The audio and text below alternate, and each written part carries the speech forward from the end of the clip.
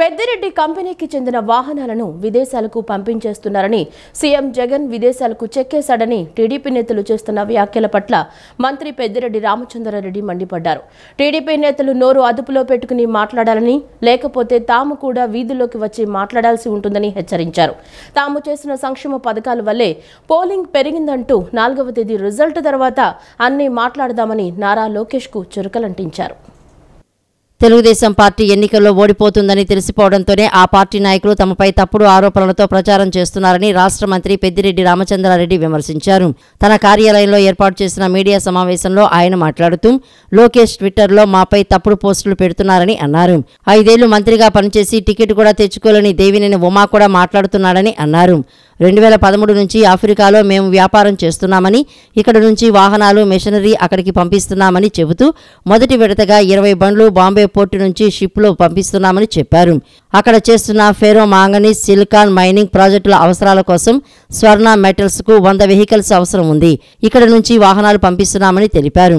దీనిపై తాము విదేశాలకు పారిపోతున్నామని, వైఎస్ఆర్ కాంగ్రెస్ పార్టీ నాయకులు దేశాలకు పారిపోతున్నారని తప్పుడు ప్రచారం చేస్తున్నారు. దీనిపై పచ్చపత్రికలు తప్పుడు ప్రచారం చేస్తున్నాయని అన్నారు. 4వ తేదీ ఎన్నికల ఫలితాల తర్వాత వాళ్ళు ఎక్కడ ముఖాలు పెట్టుకుంటారో చూడాలని, తాము చేసిన సంక్షేమ పథకాల వల్లే పోలింగ్ పెరిగిందని అంటూ 4వ తేదీ రిజల్ట్ తర్వాత అన్నీ మాట్లాడదామని అన్నారు. మొన్నటి రోజేమో ఆయన ట్విట్టర్లో ఆయన సొంత ఖాతాలో పెట్టాడు లోకేష్ బాబు. ఈ తిక్క లోకేష్ పెద్దిరెడ్డి వెహికల్స్లో ఇతర దేశాలకు తరలిస్తారు, వీటిలో వేల కొద్ది డబ్బు వజ్రాలు తరలిస్తున్నారా? ఈ ట్విట్టర్లో ఆయన పెట్టినది ఆయన సొంత ఖాతాలో పెట్టాడు. మరి నిజంగా ట్విట్టర్లో ఆయన చెప్పే ముందు వాస్తవాలు గమనించాలా లేదా?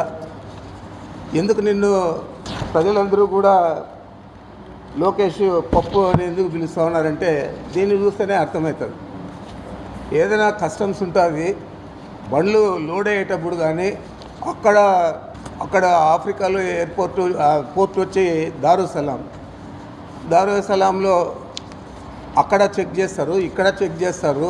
వీటిలో డబ్బులు పెట్టే అంత మూర్ఖులు లోకేష్ లాంటి వాళ్ళు తప్పితే ఇంకెవరైనా ఉంటారని అడుగుతున్నాను.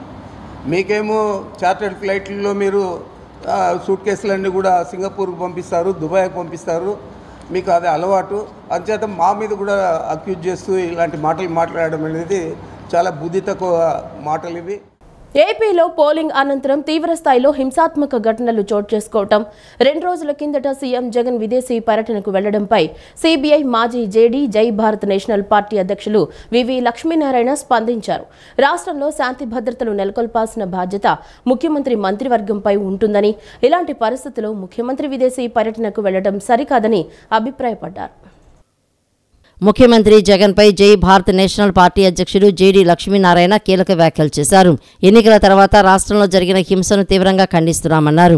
ఇటువంటి ఘటనలు జరుగుతున్నప్పుడు సీఎం విదేశీ పర్యటనలకు వెళ్లడమేమిటని ప్రశ్నించారు. జగన్ రాష్ట్రంలో ఉండాలని, శాంతి భద్రతలను కాపాడవలసింది ముఖ్యమంత్రి, ఆయన మంత్రులేనని అన్నారు. పోలింగ్ ప్రక్రియ ముగిసిన తర్వాత ఒకరిపై ఒకరు దాడులు చేసుకోవడం గర్హనీయమన్నారు. పగలు ప్రతీకారాలతో రాజకీయ పార్టీలు పగ తీర్చుకోవడం సిగ్గుతో తలదించుకోవాల్సిన విషయమని లక్ష్మీనారాయణ వ్యాఖ్యానించారు. రోడ్ల మీద రాడ్లు పట్టుకుని దండయాత్రలు చేయటం మన లైవ్లో చూశామని, ఆయా పార్టీల నేతలు దాడులను నియంత్రించలేకపోయాయని మాజీ జేడీ విమర్శించారు. దాడులకు పాల్పడిన వారిని పార్టీ నుంచి ఎందుకు సస్పెండ్ చేయలేదని ప్రశ్నించారు. పోలింగ్ రోజున 144 సెక్షన్ అయితే ఉంది, కానీ ఎక్కడా అమలు కాలేదని పేర్కొన్నారు. చట్టాన్ని ఎవరూ తమ చేతుల్లోకి తీసుకోకుండా కఠిన చర్యలు తీసుకోవాలని డిమాండ్ చేశారు. ఈ ఎన్నికలు డబ్బే ప్రధానంగా జరిగాయని, డబ్బులను విచ్చలవిడిగా ఖర్చు పెట్టారని అన్నారు. జూన్ 4న కౌంటింగ్ ఉందని, ఆ రోజు కూడా తగిన జాగ్రత్తలు తీసుకోవాలని సూచించారు. అల్లర్ల ఘటనలపై సిట్టు కూడా త్వరగా విచారణ జరిపి ఎలక్షన్ కమిషన్కు నివేదిక ఇవ్వాలని, బాధ్యులపై కఠిన చర్యలు తీసుకోవాలని జేడీ లక్ష్మీనారాయణ డిమాండ్ చేశారు.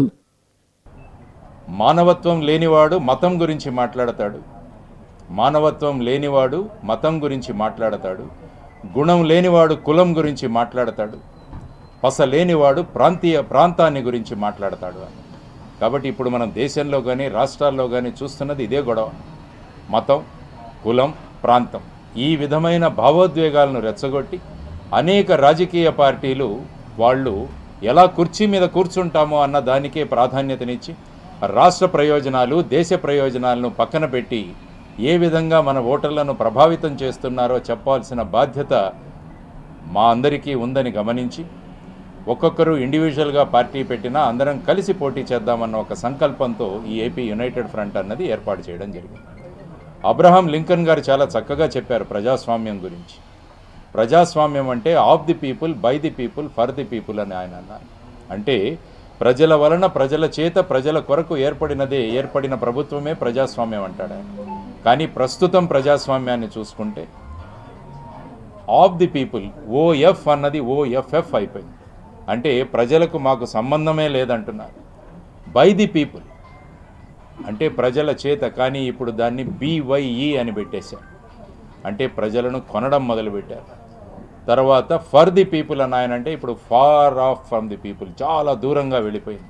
కాబట్టి ఇటువంటి పరిస్థితులలో మళ్ళా ప్రజాస్వామ్యాన్ని పునరుద్ధరించాలంటే ఎన్నికల తర్వాత ఘర్షణలకు టీడీపీ, వైసీపీలే ప్రధాన కారణమని సిపిఎం రాష్ట్ర కార్యదర్శి వి శ్రీనివాసరావు ఆరోపించారు.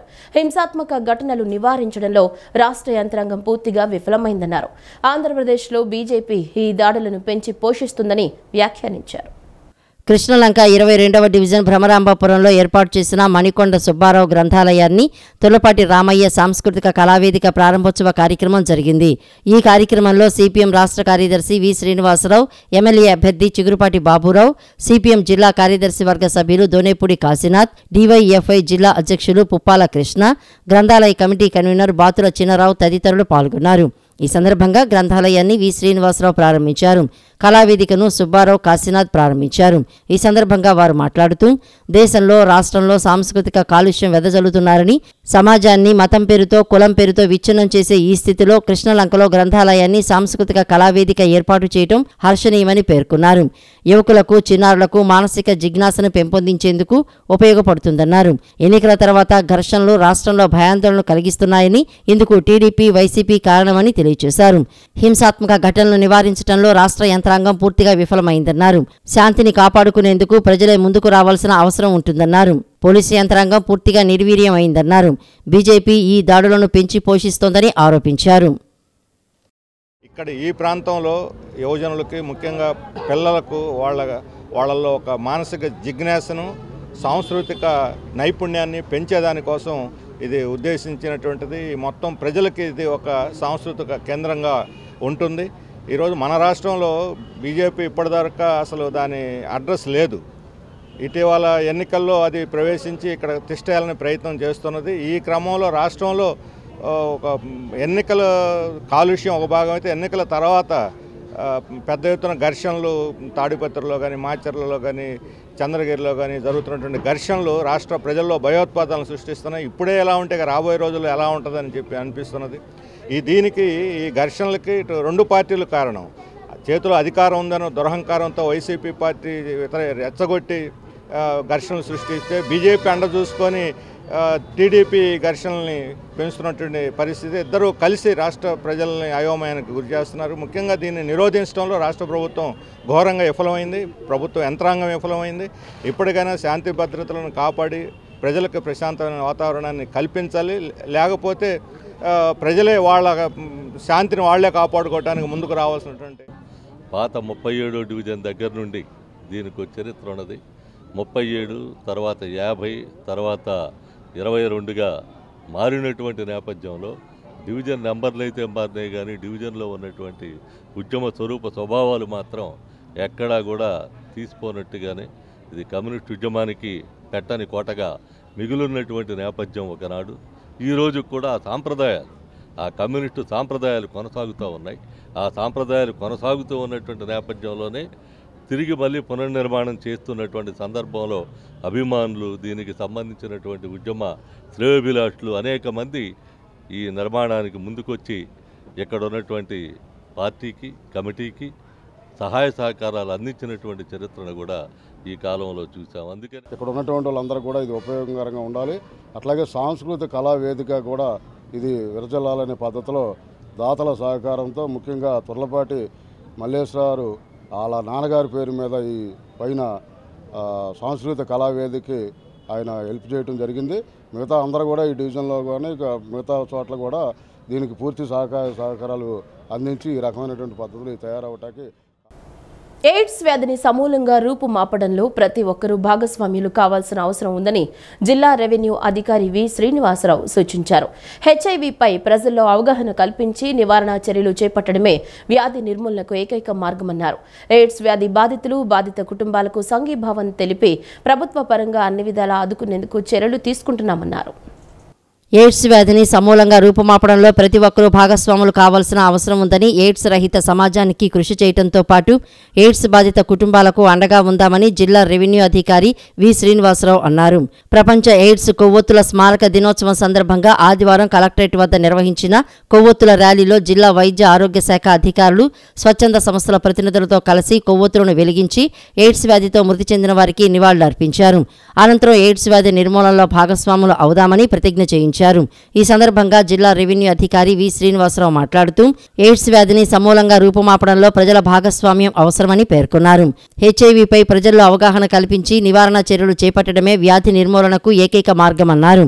ఎయిడ్స్ వ్యాధి బారిన పడి అనేక మంది అమూల్యమైన ప్రాణాలు కోల్పోవడమే కాక వారి కుటుంబాలను చిన్నాభిన్నం చేశారని తెలిపారు. ఎయిడ్స్ వ్యాధితో మృతి చెందిన వారి ఆత్మకు శాంతి చేకూరాలని కోరుతూ ప్రపంచవ్యాప్తంగా మే నెల 3వ ఆదివారం కొవ్వొత్తులను వెలిగించి నివాళులు అర్పించడం జరుగుతుందన్నారు. ఇప్పుడు ఆదివారం రోజున మరి ఎయిడ్స్ బారిన చనిపోయిన వాళ్ళ తాలూకాగా వాళ్ళ యొక్క స్మారకంగా గుర్తు చేసుకుంటూ మన ఈ దినాన్ని మనం అందరం జరుపుకుంటాం.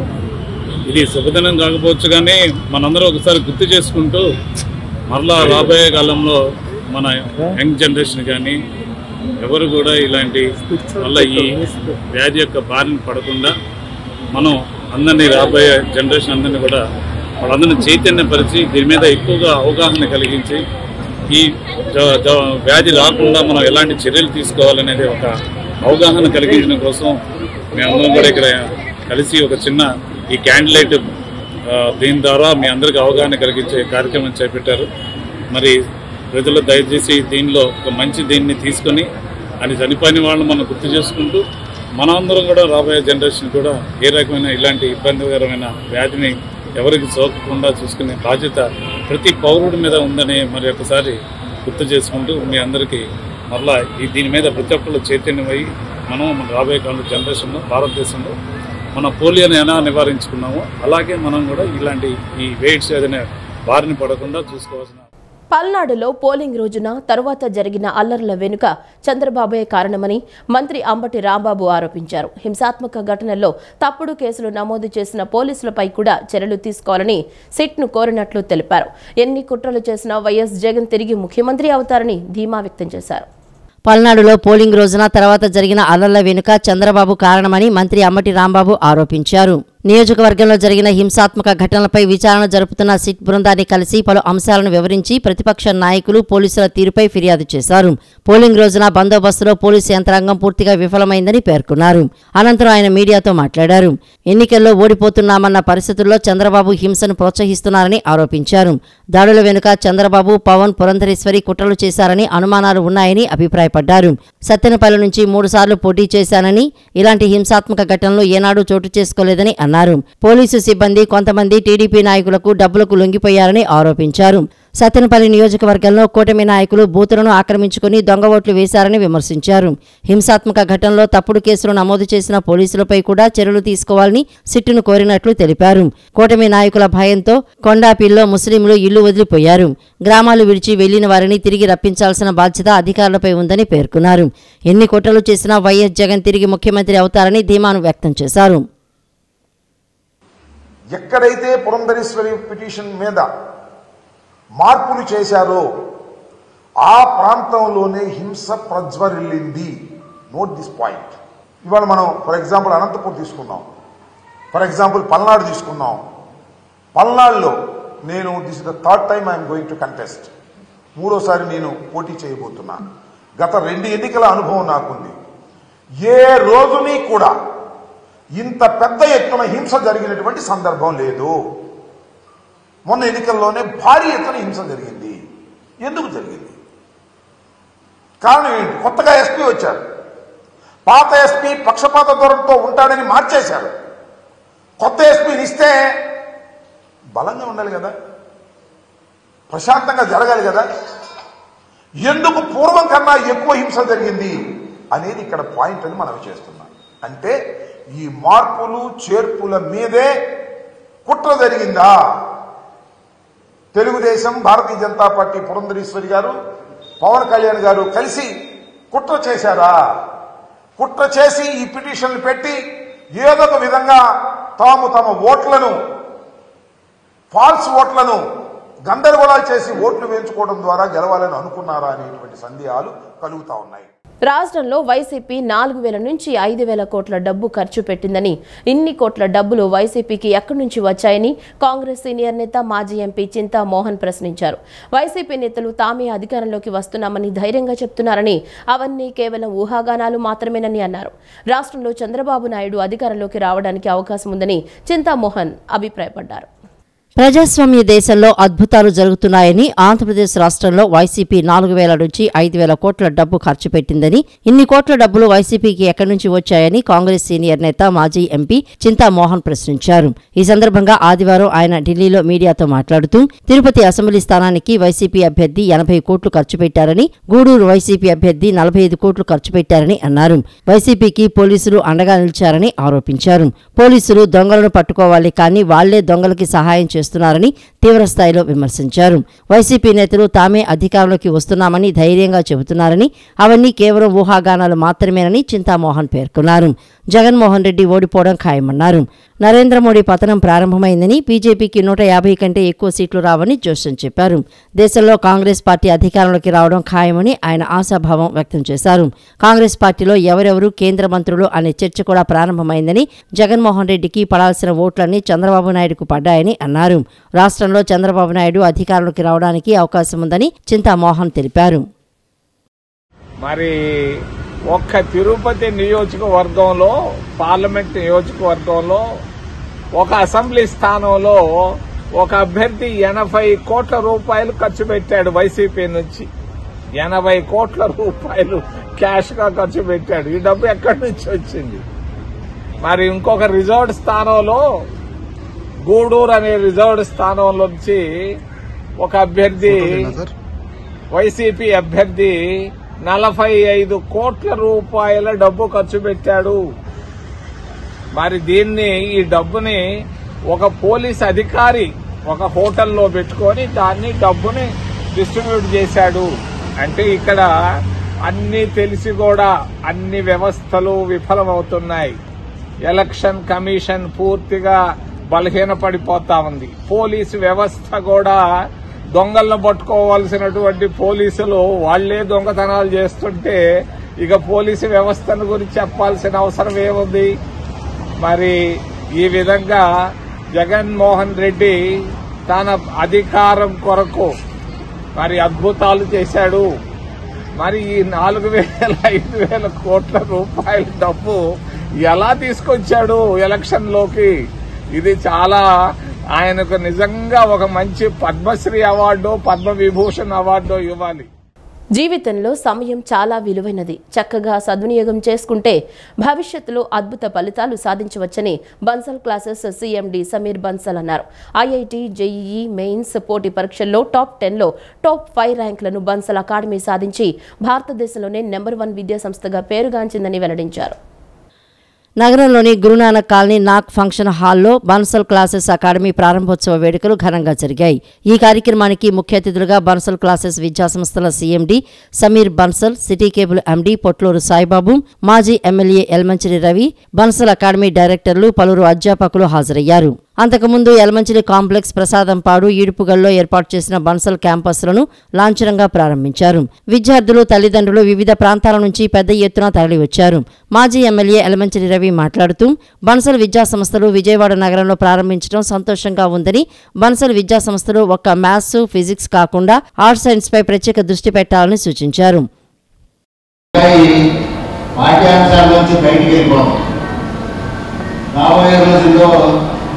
కావాలంటే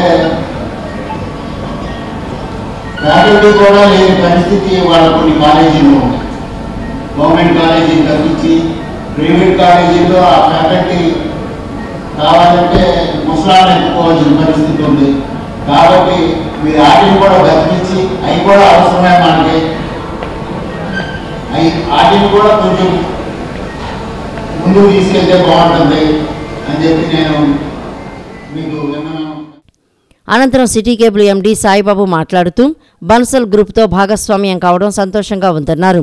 32 సంవత్సరాల సిటీ కేబుల్ ఛానల్ విజయవంతంగా రన్ చేస్తూ నెంబర్ 1 స్థానంలో ఉందని పొట్లూరి సాయిబాబు స్పష్టం చేశారు. బన్సల్ విద్యాసంస్థలు నాణ్యమైన ప్రమాణాలు పాటించి నెంబర్ 1 స్థానంలో నిలవాలని ఆకాంక్షించారు. భారతదేశంలో టాప్ 1 స్థానంలో ఉన్న బన్సల్ విద్యాసంస్థ ఆంధ్రప్రదేశ్ రాష్ట్రంలో ప్రారంభించడం సంతోషంగా ఉందన్నారు. 32 సంవత్సరాలుగా విజయవాడలో సిటీ కేబుల్ నిర్వహిస్తున్నాం. దాంట్లో ఇప్పుడు మేము నెంబర్ 1 ఉన్నాం. అలాగే మా తర్వాత మా ఫ్యూచర్ జనరేషన్ వాళ్ళు దీంట్లో రావడం జరిగింది. దానితో భాగంగా ఈ ప్రసాద్ గారి టీంతో కలిసి ఈ బన్సల్ అకాడమీ స్టార్ట్ చేయడం జరిగింది. మీ అందరికీ తెలుసు మేము నెంబర్ 1గానే ఉండడానికి ట్రై చేస్తాం. అందుకనే ఫ్యాకల్టీ కానీ ఏదైనా కానీ అకాడమీ కానీ నెంబర్ 1ని సెలెక్ట్ చేసి తీసుకురావడం జరిగింది. డెఫినెట్గా ఇది మీకు ఈ సంవత్సరంలో తెలుస్తుంది బన్సల్ అంటే ఏంటి, మా అసోసియేషన్ అంటే ఏంటో డెఫినెట్గా ప్రూవ్ చేస్తారు. మా టీం కూడా మంచి టీం దొరికింది.